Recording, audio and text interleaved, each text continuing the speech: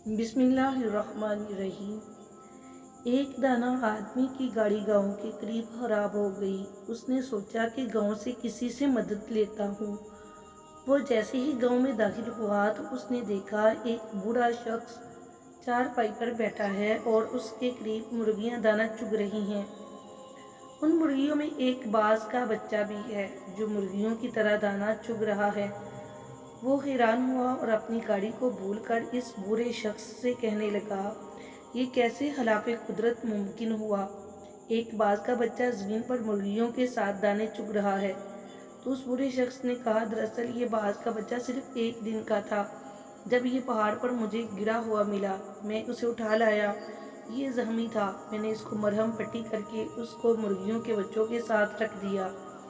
जब उसने पहली बार आंखें खोली तो उसने खुद को मुर्गी के चूजों के दरमियान पाया।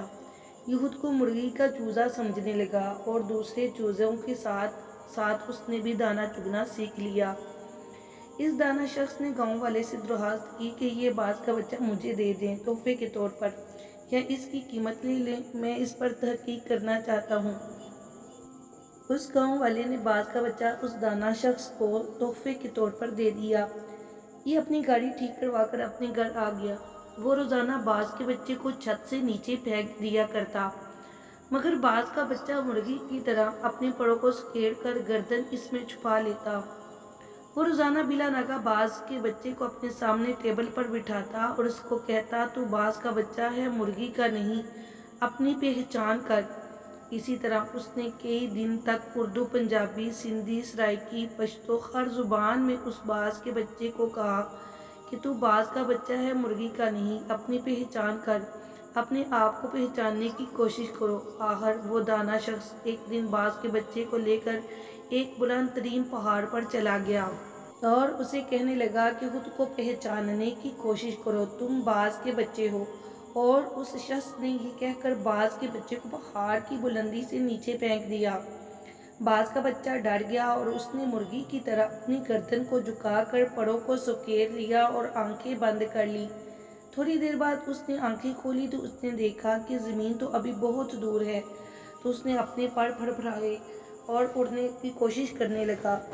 जब कोई आपको दरिया में धक्का दे दे तो आप तैरना नहीं भी आता तो भी आप हाथ पांव मारेंगे। थोड़ी ही देर में वो अपने आप को बैलेंस करने लगा, क्योंकि बाज में उड़ने की सलाहियत खुदा ने रखी होती है। थोड़ी ही देर में वो ऊंचा उड़ने लगा। वो खुशी से चीखने लगा और ऊपर जाने लगा। कुछ ही देर में वो इस दाना शख्स से भी ऊपर निकल गया और नीचे निगाहें करके उसका एहसानमंद होने लगा। तो दाना शख्स ने कहा, ए बाज, मैंने तुझे तेरी शनाख्त दी है, अपने पास से कुछ नहीं दिया। ये कमाल की सलाहियतें तेरे अंदर मौजूद थीं, मगर तू बेखबर था।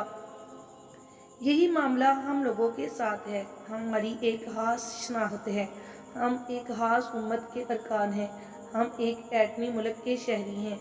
हमारे अंदर अल्लाह रब्बुल इज़्ज़त ने बेपनाह सलाहियतें रखी हैं, मगर प्रॉब्लम ये है कि हमारे इर्द गिर्द बेशुमार मुर्गियाँ हैं, जिनमें हमारे टीवी चैनल, अखबारात भी शामिल हैं, जो मुसलसल हमको बताते रहते हैं कि हम बाज के बच्चे नहीं, मुर्गी के बच्चे हैं। जो मुसलसल बताते हैं कि तुम सुपर पावर नहीं हो, सुपर पावर कोई और है। जो मुसलसल बताते हैं कि तुम बहादुर और ताकतवर नहीं हो, बल्कि बुज़दिल और कमज़ोर हो। तुम्हारी तो कौम ही ऐसी है, तुम दहशत गर्द हो, तुम लोग आगे नहीं बढ़ सकते। कामयाबी की शर्त यह है कि हम खुद को पहचानने की कोशिश करें, ताकि हम एक बेहतरीन उम्मत और बेहतरीन कौम बनकर इस मुल्क की तमीर व तरक्की में अपना किरदार अदा करें।